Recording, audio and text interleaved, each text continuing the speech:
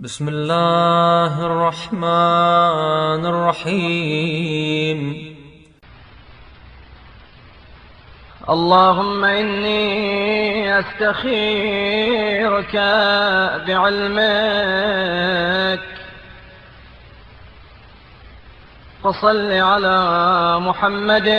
وآله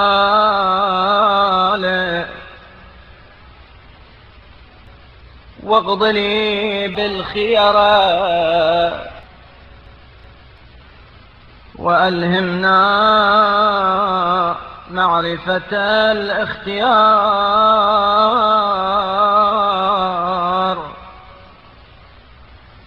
واجعل ذلك ذريعة إلى الرضا بما قضيت لنا والتسليم لما حكمت، فأزح عنا ريب الارتياب، وأيدنا بيقين المخلصين، ولا تسمنا عجز المعرفة عما تخيرت، فنغمط قدرك ونكره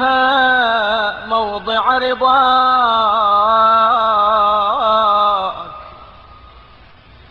ونجنح إلى التي هي أبعد من حسن العاقبة، وأقرب إلى ضد العافية.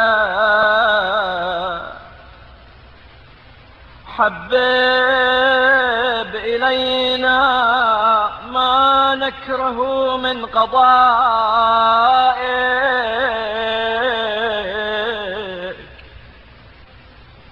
وسهل علينا ما نستصعب من حكمك،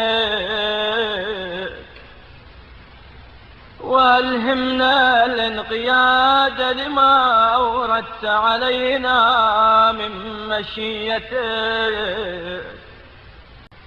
حتى لا نحب تأخير ما عجل، ولا تعجيل ما أخر، ولا نكره ما أحببت، ولا نتخير ما كرهت، واختم لنا بالتي هي أحمد عاقبة وأكرم مصيرا، إنك تفيد الكريم وتعطي الجسيم، وتفعل ما تريد، وأنت على كل شيء قدير.